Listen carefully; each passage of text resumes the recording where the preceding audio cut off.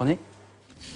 À l'étranger, une présence très rare, celle de Nelson Mandela lors d'un meeting géant du Congrès national africain. Le parti au pouvoir tenait cette ultime réunion à 3 jours des élections générales en Afrique du Sud.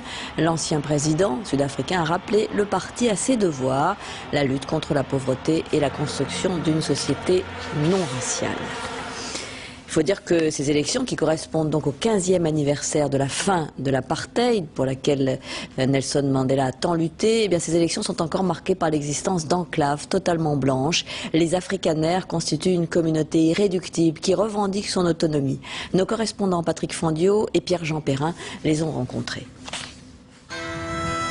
Une route à l'infini qui traverse un pays imaginaire de 700 habitants, 3000 hectares d'une terre qui se prend pour un État, une frontière invisible. Bienvenue à Orania, enclave blanche d'Afrique du Sud. John Stridham fait office de guide pour les étrangers. Ici, ça veut dire tous ceux qui ne sont pas Afrikaners. Nous sommes une ville afrikaner, pas une ville blanche. Mais c'est vrai dans les faits, les Noirs et les Métis ne se sentent pas les bienvenus ici. Comme dans tout État, à Orania, on a aussi son monument pour honorer des héros très spéciaux. Les pères fondateurs de l'apartheid, dont l'architecte de la ségrégation raciale, Henry Verwoerd. Ici, on est fier de toute l'histoire afrikaner. Quelqu'un doit se soucier de notre histoire. Même si ça ne fait pas plaisir à tout le monde, même l'histoire d'Hitler doit être préservée. Un quasi-État qui a aussi sa propre monnaie, l'Ora. Pour ses courses au supermarché, Lida préfère ainsi les billets afrikaners à la monnaie sud-africaine. Je me sens fière d'utiliser ma monnaie. Et en plus, je fais quelque chose pour la communauté. L'argent reste ici et ne va pas ailleurs qu'à Orania. Et voici l'homme qui a donné naissance à cette entité. Carol Boshoff a racheté ses terres pour à peine 120 000 € à la fin de l'apartheid.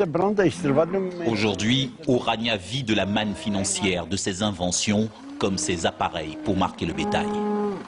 Nous nous développons pour atteindre une autosuffisance économique pour les Afrikaners, ce qui nous permettra de vivre selon nos valeurs, notre mode de vie. 15 ans après la fin de l'apartheid et à la veille des 4e élections multiraciales, les fondateurs d'Orania caressent toujours le rêve d'un État afrikaner indépendant. En attendant, ils espèrent faire venir ici, dans les 10 ans, jusqu'à 30 000 Afrikaners allergiques à l'idée d'une Afrique du Sud où les communautés se mélangent. On a frôlé le drame humanitaire en Méditerranée. 140 immigrés clandestins sauvés du naufrage jeudi par un cargo turc seront finalement accueillis par l'Italie. Mais leur sort est resté au centre d'une intense bataille diplomatique entre l'Italie et Malte. Chacun des deux pays se renvoyant la responsabilité. L'Italie donc a finalement accepté de les accueillir.